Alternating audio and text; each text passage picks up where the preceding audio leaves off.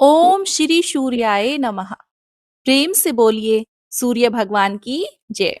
प्रिय भक्तजनों, आज रविवार का दिन है और आज हम आपके साथ सुनेंगे रविवार के दिन सुनी जाने वाली सूर्य भगवान की व्रत कथा। प्राचीन काल में एक राजा था और एक रानी थी। उनके पास सिपाही, घोड़े, दास दासियां, धन दौलत सब कुछ था, किंतु उनकी कोई संतान नहीं थी। इसी कारण वे दोनों बड़े दुखी रहते थे। संतान प्राप्ति के लिए उन्होंने हर प्रकार के दान, धर्म, धार्मिक अनुष्ठान, जप मंत्र, पूजा पाठ सब कुछ किया, लेकिन इससे उनका कोई फायदा नहीं हुआ। अब राजा और रानी वृद्ध होने लगे तो दोनों को बहुत चिंता होने लगी। अब हमारे इतने बड़े राज्य का क्या होगा? कौन बनेगा इस राज्य का वारिस? कौन लेगा प्रजा की जिम्मेदारी? राजा और रानी रात दिन इसी चिंता में घुटने लगे। उन्हें खाने और पीने की भी सुध नहीं रहती। एक सुबह राजा के दरबार में एक साधु आते हैं, तो दासी रानी को इतला करती है। तब वह रानी दासी से कहती है, यह मेरा अंतिम दान है, इसके बाद मैं अपने हाथ से कोई दान धर्म नहीं करूंगी। रानी चावल का छाछ भरकर हाथ में लेकर बाहर आती है और साधु की झोली में मिक्सर डालने लगती है। तो रानी के चेहरे पर छाई उदासी साधु की दृष्टि में आती है। वह उससे पूछता है कि हे रानी, आपको क्या हुआ है? आपको इतनी उदासी क्यों हो गई? तब रानी साधु को सारी हकीकत बताती है और रोने लगती है। उस पर वह साधु कुछ पल गंभीर हो जाता है और कहता है कि तुम चिंता मत करो, आपकी संतान की इच्छा अवश्य पूरी होगी। आपकी कोख से एक पुत्र का जन्म होगा, परंतु मात्र वह 14 साल तक ही आप लोगों को मिलेगा। इसके आगे वह जीवित नहीं रह पाएगा। इससे बढ़कर आपको कुछ देना मेरे लिए संभव नहीं है। अपनी बात पूरी करके उसने अपनी झोली में हाथ डाला। झोली में हाथ डालकर थोड़ी सी विभूति निकालकर उसने रानी को दी और कहा, आप और राजा दोनों इसे बांटकर ग्रहण कर लेना, तुम्हें जल्द ही पुत्र की प्राप्ति होगी। और वह साधु अपनी राह को चला गया। उसके जाने के बाद रानी सोचने लगी, 14 साल तो 14 साल ही सही, उतने समय के लिए हमें पुत्र तो मिलेगा, यह काफी है। उतने साल तक मैं उसे जी जान से बड़ा करूंगी, उसे ढेर सारा प्यार और दुलार करूंगी, अपनी संतान की मुराद पूरी करूंगी। उस रात अपना सारा राजकाज खत्म करके जब राजा रानी के महल में गए तो रानी ने राजा को सारी बात बता दी और साधु की दी हुई भूत राजा को दिखाकर बोली कि साधु महाराज ने यह भूत हम दोनों को ग्रहण करने के लिए दी है। राजा बोले, इतना दान और धर्म किया, जप और तप किया, उसका कोई फल नहीं मिला, अब इस विभूत से हमें क्या संतान प्राप्त होगी? उस पर रानी बोली, जब इतना सब कुछ कर लिया है तो अब यह भी सही, क्यों हम उन साधु के क्रोध को बुलावा दें। राजा को अब किसी की बात पर विश्वास नहीं था, परंतु रानी को दुख ना पहुंचे इसलिए वह राजी हो गई। और राजा रानी दोनों नहाते धोते हैं, फिर अपने भगवान का स्मरण करते हैं, अपने पुरखों का स्मरण करते हैं और उस साधु की दी हुई भूत को बांट कर खाते हैं। उसके बाद दोनों निश्चित होकर सो जाते हैं। कुछ दिन गुजर जाते हैं और साधु द्वारा कहे अनुसार रानी गर्भवती हो जाती है। उस पर राजा और रानी दोनों की खुशी गगन में नहीं समाती थी। राजा रानी से बोलते हैं, महारानी, सचमुच साधु महाराज की कृपा हो गई है। फिर 9 महीने बाद रानी ने एक सुंदर पुत्र को जन्म दिया। राजा ने बड़ी धूमधाम से पुत्र का नामकरण किया। सारे राज्य में 8 दिन तक उत्सव मनाया गया। अब पुत्र की कुंडली देखने के लिए राज्य के सबसे बड़े विद्वान पंडित जी को बुलाया गया, जो कुंडली देखकर पंडित जी बड़े चिंतित हो गए। कहने लगे, महाराज, हमारा राजपुत्र सिर्फ 14 साल तक हमारे पास रहेगा। राजा को इस बात का पता पहले से ही था। रानी को भी साधु महाराज की बात याद थी। दोनों चुप रहते हैं। उसके बाद राजा और रानी बड़े प्यार से बेटे की परवरिश करते हैं, उसकी हर ख्वाहिश पूरी करते हैं और थोड़े समय के लिए ही सही भगवान ने संतान की मुराद पूरी कर दी, इससे वे भगवान का धन्यवाद करते हैं। राजपुत्र दिन प्रतिदिन बड़ा होता है। जब वह 7 साल का हो जाता है तो राजा एक अच्छे गुरु की नियुक्ति करके उसे पढ़ाई लिखाई, घुड़सवारी आदि 12 विद्याओं का शिक्षण देते हैं। जब वह शास्त्र विद्या से पारंगत हो जाता है और 12 साल की उम्र का हो जाता है, तब एक अच्छी सी राजकन्या खोजकर उसकी शादी करा देते हैं। 2 साल और बीत जाते हैं, बेटा 14 साल का हो जाता है। एक दिन राजपुत्र राजा से कहता है, पिताजी, मैं अपना सारा राज्य घूम कर देखना चाहता हूँ। आज तक मैंने सिर्फ इस राज्य के कुछ ही हिस्सों को देखा है। बेटे की बात सुनकर राजा चिंतित हो जाते हैं, क्योंकि पुत्र को 14वां साल शुरू हुआ था। अब कोई अनहोनी होने का वक्त नजदीक आ पहुंचा था। इसलिए राजा यह सब बातें पुत्र को नहीं बता सकते। राजा अपने चेहरे पर खुशी लाकर बेटे से कहते हैं, हाँ हाँ बेटा, जरूर जाओ।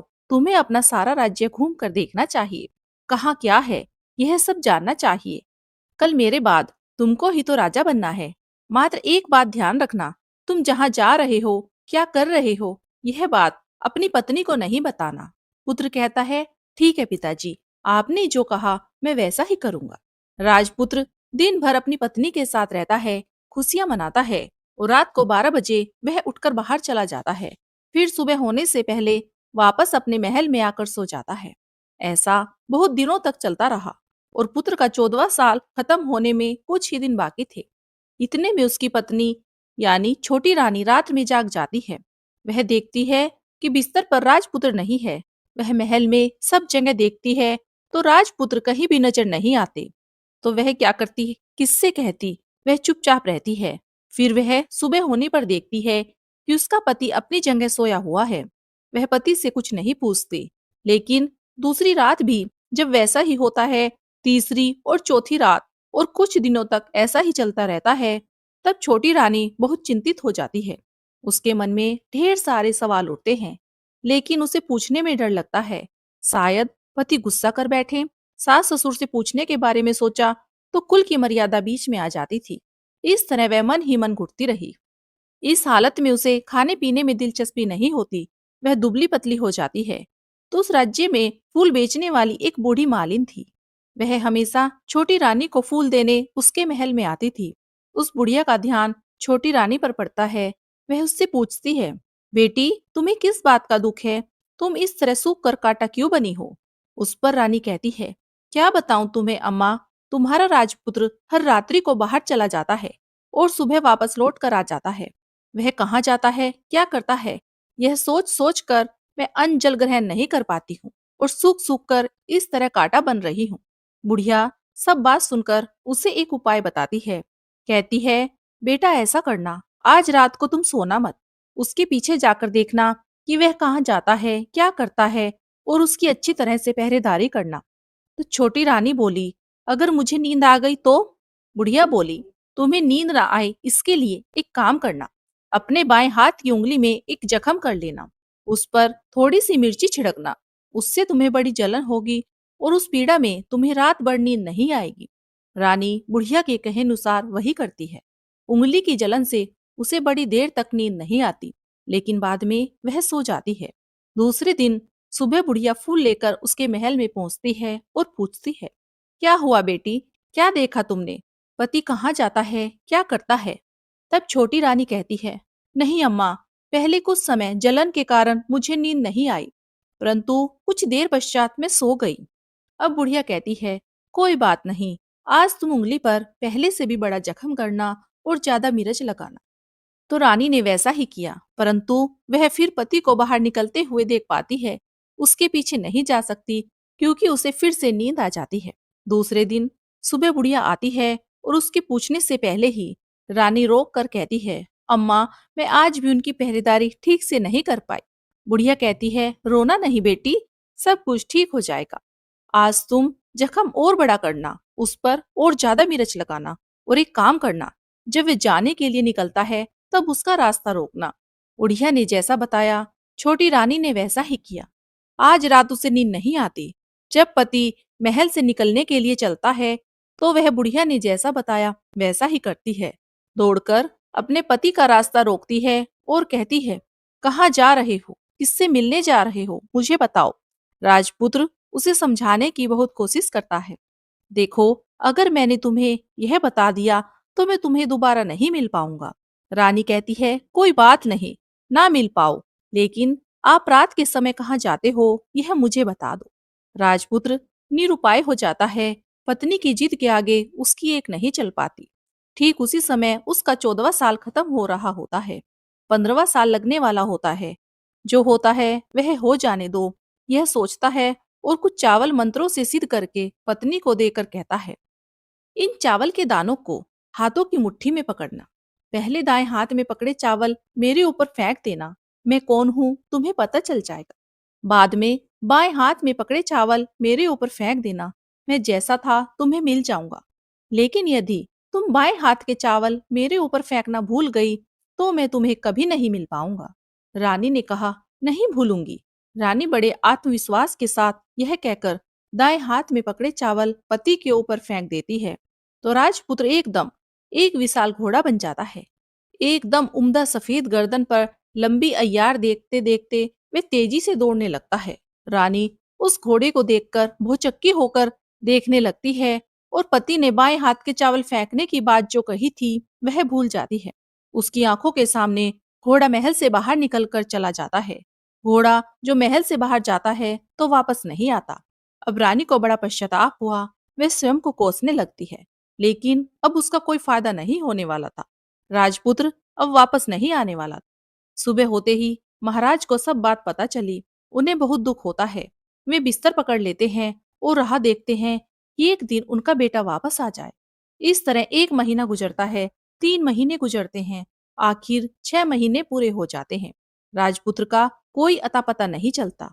प्रधान राजपुत्र को ढूंढने के लिए राज्य के गांव-गांव सिपाही भेजता है, लेकिन उन्हें कोई सफलता नहीं मिलती।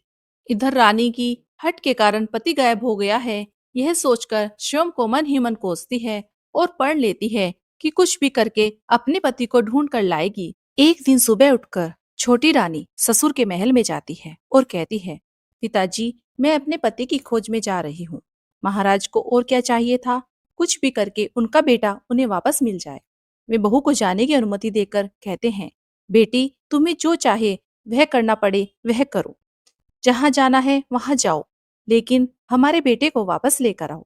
अब रानी अपना शाही वेश बदलकर एक सेठानी बन जाती है। कुछ दासियों को, कुछ नौकरों को अपने साथ ले लेती हैं, कुछ सामान साथ में ले लेती हैं और राज्य की सीमा पर जाकर वहां एक भोजनालय खोल देती है। वहां आने वाले सब यात्रियों को खाना मुफ्त में देने लगती है। मात्र एक शर्त रखती है कि खाने वाले को उसके द्वारा देखी हुई कोई अजीब चीज उसकी मालकिन यानी राजकन्या को बतानी पड़ेगी। तो वहां आने वाला हर नागरिक अपनी तरफ से मैंने यह देखा, मैंने वह देखा कहकर वहां से मुफ्त खाना खाकर जाता था। परंतु रानी को जो बात चाहिए थी वह अब तक नहीं मिली थी। ऐसे ही कुछ दिन बीत गए। उधर रानी के महल में फूल लेकर जाने वाली बुढ़िया के एक बेटा और बहू थे। उसका एक छोटा बेटा था, अर्थात बुढ़िया का एक पोता था। बेटा बहू सुबह काम के लिए निकल जाते थे तो पोते को संभालने की जिम्मेदारी बुढ़िया पर रहती थी। दिन भर बुढ़िया पोते को संभालती थी। उस बुढ़िया को पान खाने की आदत थी। एक दिन पान लगाने के लिए चूना चाहिए था। वह उसे तैयार करने के लिए सीपिये लेकर आई। इन सीपियों को भूनने के लिए गोबर के कंडे चाहिए थे। गोबर के कंडे इकट्ठा करने के लिए वह बांस की टोकरी लेकर चरवाहे के मैदान में गई। वहां बहुत सारे कंडे थे। उन्हें जमा करते करते उसे घर आने में अंधेरा हो गया। इधर शाम होते ही काम से वापस आकर बेटा और बहू घर पहुंचे तो देखा कि बच्चा घर पर अकेला है और रो रहा है। वे दोनों गुस्से में लाल पीले हो गए। इतने में बुढ़िया घर आ जाती है। बेटे ने पूछा, पोते को घर अकेला छोड़कर कहाँ गई थी? बुढ़िया बताने लगी कि मैं गोबर के कंडे इकट्ठा करने गई थी। इस पर बेटा बोला, दोबारा बच्चे को अकेला छोड़कर यदि कहीं गई तो मैं तुम्हें बहुत पीटूंगा। बुढ़िया कहने लगी, नहीं बेटा, ऐसा फिर नहीं करूंगी। लेकिन दूसरे दिन बुढ़िया यह सब बातें भूल गई और फिर चरवाहे के मैदान में कंडे इकट्ठा करने चली गई। शाम को जब बेटा और बहू घर पर लौटे तो देखा कि बच्चा अकेला है और रो रहा है। अब उसके बेटे की सहन शक्ति खत्म होने लगी और बुढ़िया के वापस आने पर उसे घर से निकाल दिया। बुढ़िया रात भर घर के बाहर अंधेरे में बैठी रही और सुबह होते ही हाथ में टोकरी लेकर कंडे इकट्ठा करने के लिए निकल गई। उस दिन उस पर कंडे इकट्ठा करने का मानो पागलपन सवार हो गया। कंडे इकट्ठा करते करते जब अंधेरा हो गया उसे मालूम ही नहीं चला। उसे जब ध्यान आया तो गांव का रास्ता भी ठीक से दिखाई नहीं दे रहा था। वह अंधेरे में आंखें फाड़ फाड़ कर देखती देखती किसी तरह आगे निकली तो एक कपिला गाय छन छन की आवाज करते, गले में घंटी बजाते ठुमक ठुमक कर उस मैदान पर आ गई। उसे देखकर बुढ़िया सोचने लगी, इस गाय के पीछे पीछे जाऊंगी तो गांव तक पहुंच जाऊंगी। तब बुढ़िया उसके पीछे पीछे जाने लगी। वह गाय उस मैदान से लेकर एक एक करके 6 मैदान पार करती गई। आखिर में वह 7वें मैदान तक पहुंचती है तो क्या होता है कि उस मैदान पर एक बड़ा सा पत्थर है। गाय जाकर उस पत्थर को अपना सींग मारती है। जब गाय ने सींग मारा तो वह पत्थर दूर हट गया और पाताल में नीचे जाने की सीढ़ियां दिखाई देने लगी। तब वह गाय उन सीढ़ियों से नीचे उतरकर जाने लगी। बुढ़िया यह सब देखती रही और झट से जाके उसने गाय की पूंछ को पकड़ लिया। वह गाय के साथ नीचे पाताल में पहुंच गई और तुरंत ही गाय की पूंछ छोड़ दी और इधर उधर देखने लगी। उसने देखा कि वहां दीप और दिए जलते हैं। तेज रोशनी गाय के ऊपर पड़ती है और वहां अद्भुत घटनाएं घटने लगती है। गाय नीचे जाते ही उसके गले में अपने आप साल पड़ गई। छमछम करके कोई दूध आड़ी में गाय का दूध दुगने लगा, लेकिन जो कोई भी वह कार्य कर रहा था वह दिखाई नहीं दे रहा था। बुढ़िया बहुत घबरा गई। मैं कहाँ आकर फंस गई, यह सोचने लगी और वहां छिपने के लिए जगह ढूंढने लगी। लेकिन उसे कहीं भी कोई ऐसी जगह नहीं मिली। हर जगह उजाला ही उजाला था। तो वह एक कोने में खड़ी हो गई और जो कुछ सामने हो रहा था उसे चुपचाप देखने लगी। उसने देखा कि वहां एक उम्दा सफेद घोड़ा और दो कुंड थे। उसमें से एक कुंड में उस घोड़े ने छलांग लगाई और ऊपर आ गया और उस घोड़े को अब राजपुत्र का रूप प्राप्त हो गया। उसने दूसरे कुंड के पानी में स्नान किया, वहां रखे कपड़े पहने और नजदीक ही एक सुंदर सा पलंग था, उस पर आकर बैठ गया। उसके सामने अब अपने आप 5 पकवानों की थाली आ गई, दूध की एक प्याली भी आ गई, 5 सुपारी आ गई। उसके सामने एक दिया जलता रहा। राजपुत्र ने खाना खाया, पानी पिया, 5 सुपारी खाई और बिस्तर पर लेट जाने से पहले सूर्यदेव का स्मरण करके अपने सामने जलते हुए दिए से पूछा, हे दीपांकर, मेरे माता पिता क्या कर रहे हैं? दिया बताने लगा, बेटे के शोक में डूबे हैं। राज्य कौन संभाल रहा है? तो दिए ने कहा, राज्य प्रधान संभालते हैं। उसने पूछा, मेरी पत्नी क्या करती है? तो दिए ने कहा, उसने चौराहे पर भोजनालय शुरू किया है और आते जाते लोगों से वह नई नई खबर के बारे में पूछती है। दिए के यूं कहते ही राजपुत्र कहने लगा, ठीक है। उसके बाद वह सो गया। बुढ़िया कोने में खड़ी हुई सब देखती रही। ऐसी अद्भुत घटना उसने जिंदगी में पहली बार देखी थी। उसे अंदर ही अंदर चुलबुलाहट होने लगी। वह अपनी भूख प्यास सब भूल गई और आगे क्या होता है कि उसे उत्सुकता से देखने लगती है। लेकिन उसके बाद और कुछ घटनाएं नहीं घटती। रात गुजर गई और सुबह हो गई।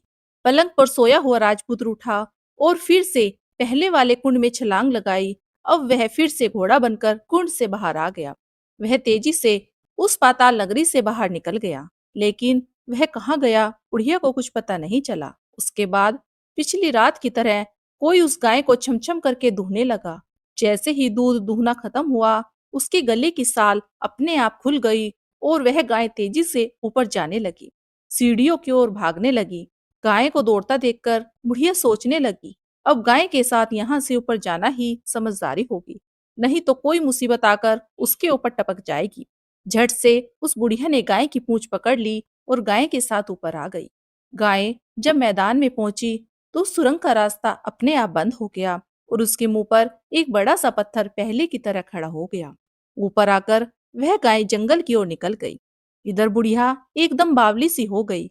उसने पाताल नगरी में जो कुछ देखा था वह जल्द से जल्द किसी को बताना चाहती थी। उसे एकदम से याद आया कि नगर की सीमा पर कोई औरत भोजनालय चलाती है और नई बात बताने वाले को अच्छा खाना पीना मुफ्त में देती है। वह सोचने लगती है, क्यों ना मैं यह बात उस औरत को जाकर बताऊं। यदि उसे यह बात पसंद आ गई तो बाकी जीवन खाने पीने के झंझट से मुक्ति मिल जाएगी। बुढ़िया ने मन में तय किया और वह तुरंत उस भोजनालय के द्वार पर नगाड़े के साथ खड़ी हो गई और जोर जोर से नगाड़ा बजाना शुरू कर दिया। नगाड़े का इस तरह शोर सुनकर मालकिन यानी छोटी रानी मन में प्रसन्न हो जाती है कि शायद कोई बड़ी बात लेकर आया है। रानी सिपाहियों को आदेश देती है, जाइए और जो कोई आया है उसकी अच्छी तरह से खातिरदारी कीजिए। आदेश पाते ही सिपाही नीचे दौड़ कर आए तो एक बुढ़िया नगाड़ा बजा रही थी। उन्होंने पूछा, क्या हुआ बुढ़िया, क्यों नगाड़ा बजा रही हो? बुढ़िया बोली, कुछ नहीं बेटा, यहाँ खाना मिलता है ना, इसलिए आई हूँ, खाना चाहिए। खाना मिलेगा, लेकिन तुझे कोई नई बात बतानी पड़ेगी। वह बोली, हाँ बताऊंगी, एक बात मालूम है। इस पर सिपाही उसे अंदर लेकर गए। उसको मालकिन का आदेश था कि जो कोई बूढ़ा बुजुर्ग वहां आए उसके साथ अच्छी तरह पेश आना। सिपाही ने उनका आदर के साथ सत्कार किया। उस बुढ़िया को सिद्ध थाली भरकर भोजन परोसा। बुढ़िया बहुत दिनों से भूखी थी, वह खाने पर टूट पड़ी। खाना खाने के बाद सिपाही ने उसे नई साड़ी पहनने को दी। उसके बाद उसे लेकर रानी के पास आए। बुढ़िया और रानी ने तुरंत एक दूसरे को पहचान लिया। तब रानी ने बुढ़िया से कहा कि अम्मा, अब बताओ तुमने क्या नई बात देखी है। वह बोली, नई बात? मैंने कोई नई बात नहीं देखी है, बुढ़िया बोली। वह बोली, मेरे पास तुम्हें देने के लिए पैसे नहीं थे, इसलिए मैंने झूठ कहा और नगाड़ा बजाया। रानी ने कहा, अम्मा घबराओ नहीं, मैं किसी को तुम्हारा नाम नहीं बताऊंगी। फिर भी बुढ़िया ने कहा, मेरे पास कोई नई बात नहीं है। इस पर रानी ने उससे कहा, देखो अम्मा, यदि तुमने मुझे वह नई बात बताई तो जिंदगी भर मैं तुम्हारी देखभाल करूंगी और तुम्हें रानी माता की तरह रखूंगी। अब बुढ़िया बताने को तैयार हो गई। उसने जो कुछ उस चरहा वाले मैदान पर देखा था, वह सब कुछ रानी को बता दिया। बुढ़िया की बातें सुनकर रानी को यकीन हो गया कि वह राजपुत्र उसी का पति है। वह तुरंत बुढ़िया से कहने लगी, अम्मा, अब मुझे उस जगह ले चलो। तब बुढ़िया बोली, नहीं बेटी, वह पाताल राज्य है। यदि तुम्हें किसी ने देख लिया तो तुम्हारी जान खतरे में पड़ जाएगी।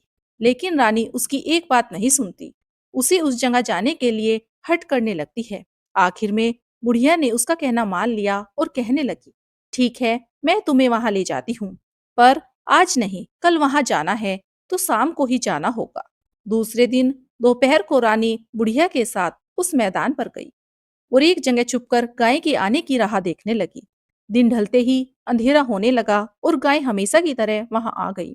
मैदान के उस कोने में जाकर उसने पत्थर पर सींग मारा तो झट से पत्थर हट गया। वहां सुरंग में जाने का रास्ता खुल गया। गाय उस रास्ते से नीचे उतरने लगी तो बुढ़िया रानी से कहने लगी, जल्दी आगे बढ़ो, हमें गाय की पूंछ पकड़कर नीचे उतरना है। दोनों गाय की पूंछ पकड़कर नीचे उतर गई। बुढ़िया पहले जिस कोने में छुपी थी उस कोने में जाकर छिप गई। अब नीचे सब कुछ पहले जैसा घटित हो रहा था। गाय के गले में अपने आप साल पड़ गई। कोई अदृश्य रूप से उसका दूध दुगने लगा। एक सफेद घोड़े ने आकर एक कुंड में छलांग लगाई तो राजपुत्र के रूप में ऊपर आया। वह राजपुत्र दूसरे कुंड में नहाने गया। बाद में उसके सामने खाने की थाली आ गई, दूध की प्याली आ गई, पान का बीड़ा आ गया। राजपुत्र सब ग्रहण करके सोने के लिए पलंग पर गया तो सोने से पहले सूर्यदेव का स्मरण करके दिए से पूछने लगा, हे दीपांकर, मेरे माता पिता क्या कर रहे हैं? तो दिए ने कुछ जवाब नहीं दिया, बल्कि वह बुझने लगता है। तब राजपुत्र को कुछ घटित हुआ। इसका संदेह हो गया, वह उदास हो गया और जो कुछ हुआ वह हो जाने दो ऐसा सोचकर फिर से बिस्तर पर लेट गया। अब रानी का संयम टूट गया। वह दौड़कर पति के पास गई और उसके पैर पकड़ने के लिए आगे बढ़ने लगती है। तभी राजपुत्र तुरंत ही पत्नी को पहचान लेता है। वह झट से पीछे हट गया और चिल्लाने लगा, नहीं नहीं, मुझे मत छूना, सर्वनाश हो जाएगा। रानी दोनों हाथ जोड़कर पति से अपनी भूल स्वीकार करने लगी। स्वामी, मुझसे भूल हो गई। मुझे आपसे नहीं पूछना चाहिए था कि आप रात को कहाँ जाते हो। मैं अपनी भूल स्वीकार करती हूँ। मुझे मेरी भूल की सजा मिल गई है। अब आप घर चलो। आपके वियोग में आपके माता पिता ने बिस्तर पकड़ लिया है। आपकी प्रजा भी बहुत दुखी है। उस पर राजपुत्र कहने लगा, वही तो एक बार तुम गलती कर बैठी हो, अब दोबारा मत करना, नहीं तो अब मैं तुम्हें जो दिख रहा हूँ वह भी नहीं दिखूंगा। रानी अब विलाप करने लगी, जोर जोर से जमीन पर सिर पटकने लगी। राजपुत्र के मन में उसके प्रति दया उत्पन्न हो गई। वह उससे कहने लगा, यदि तुम मुझे पाना चाहती हो तो तुम्हें एक काम करना होगा। काम कठिन है, लेकिन वह तुम्हें अकेले ही करना होगा। रानी ने कहा, कहो स्वामी, कितना भी कठिन काम हो, मैं अवश्य पूर्ण करूंगी। राजपुत्र ने उसे बताया, इस पाताल में ऊपर जाते ही तुम्हें एक घना जंगल नजर आएगा। ऐसे 6 जंगल पार करने के पश्चात तुम्हें एक 7वां जंगल मिलेगा। वह जंगल सबसे घना है। उस जंगल के बीचों बीच एक पीपल का पेड़ है। उसके आसपास की जगह पत्ते, फंदे, जटाएं आदि से ढक चुकी है। वहां बाघ, शेर, सांप और भालू बैठते हैं। तुम्हें उन सबको भगाकर वह जगह साफ करनी है। उसको गोबर से लीप करके पवित्र बनाना है, रंगोली से सजाना है। उसके बाद वहां धूप, कपूर, अगरबत्ती जलानी है। फूल और कुमकुम से पेड़ की पूजा करनी है। दूध और दही से बने चावल का भोग चढ़ाना है। यह सब तुम्हें दोपहर को 12 बजे से पहले करना है। 12 बजे के समय तुम्हें उस जगह सूर्य भगवान का ध्यान करना है। ठीक 12 बजे सूर्य भगवान का रथ वहां उतरेगा। वे सब देखकर खुश हो जाएंगे और कहेंगे, जिस किसी ने यह सब किया है उसे मैं मनचाहा फल दूंगा।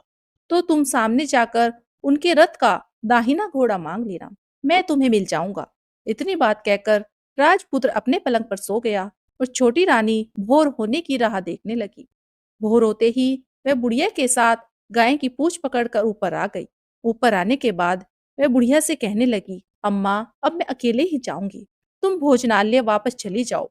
वह जंगल में जाकर राजपुत्र की बताई जगह ढूंढने लगी और स्वयं आरी से वह जगह साफ कर दी। बाद में राजपुत्र ने जैसे बताया वैसे ही लिपाई पुताई करके वापस आ गई। दूसरे दिन सुबह होने से पहले उठी और जंगल में उस जगह पहुंची।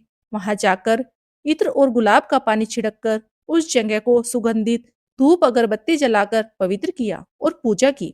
सब सामग्री वहां तैयार करके सूर्य भगवान का ध्यान करके बैठ गई। जैसा कि पति ने बताया था कि दोपहर को ठीक 12 बजे सूर्य भगवान का रथ उस पीपल के पेड़ पर आकर रुका। सूर्य भगवान ने जब रथ से नीचे देखा तो सुगंधित वातावरण देखकर वे बहुत प्रसन्न हो गए।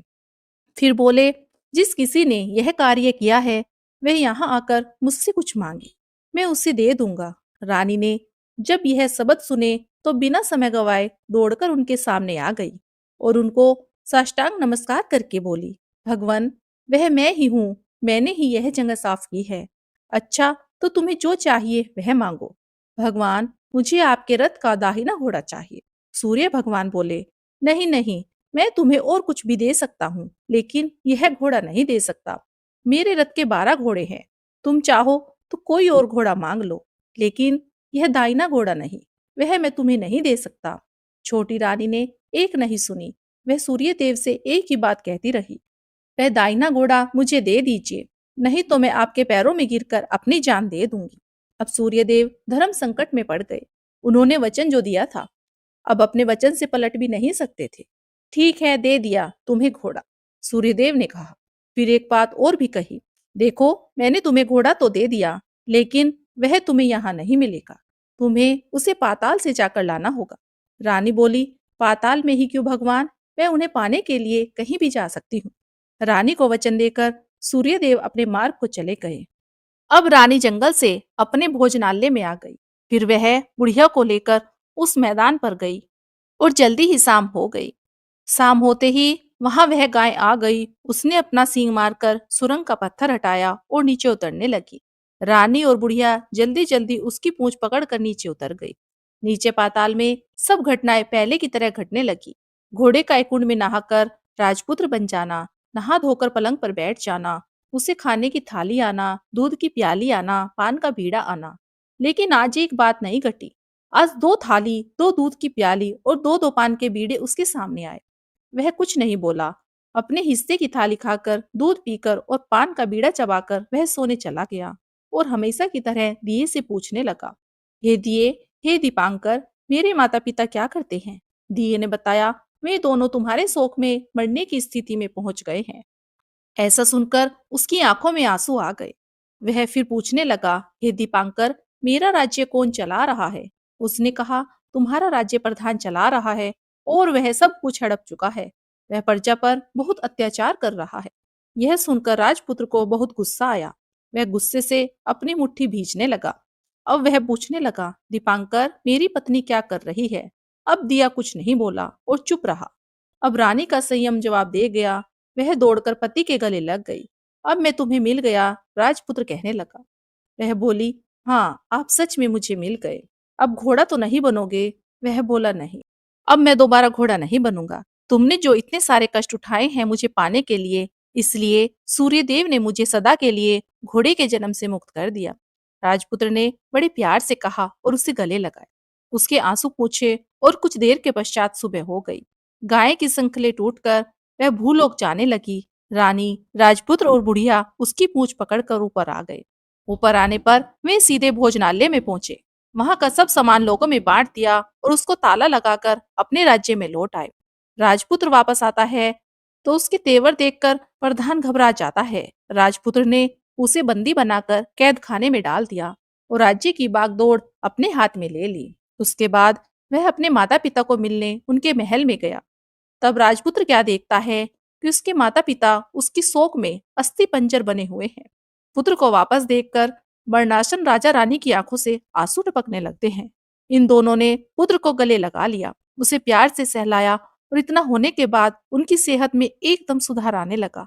वे अब बिस्तर से उठकर बैठ गए, पुत्र को आशीर्वाद देने लगे। राजपुत्र के आने की खबर तुरंत ही राज्य में फैल गई। प्रजा खुशी से फूली नहीं समाई। प्रजाजन राजमहल के सामने इकट्ठा हो गए। राजपुत्र ने भी उन्हें दर्शन दिए और आज से उन्हें कोई दुख नहीं पहुंचाएगा ऐसा वचन दिया। अब राजा अपने पुत्र का राज्य अभिषेक करके उसे सिंहासन पर बैठाता है और बहू को महारानी का दर्जा देता है और स्वयं अपनी पत्नी के साथ ईश्वर का स्मरण करके खुशी खुशी दिन बिताते हैं। महाराजा बना राजपुत्र अच्छी तरह से राज्य चलाने लगा और अपनी पत्नी के साथ सुख शांति से जीवन बिताने लगा। उस बुढ़िया को रानी ने अपने ही पास रख लिया और उसकी अच्छी तरह से देखभाल करने लगी। बुढ़िया और उसके बुढ़ापे के दिन खुशी से गुजरने लगे। प्रेम से बोलिए सूर्य नारायण भगवान की जय हो। प्रिय भक्तजनों, यह थी रविवार व्रत कथा। यदि आपको हमारा वीडियो अच्छा लगा हो तो प्लीज इसे लाइक कीजिए और हमारे चैनल को सब्सक्राइब कीजिए। धन्यवाद।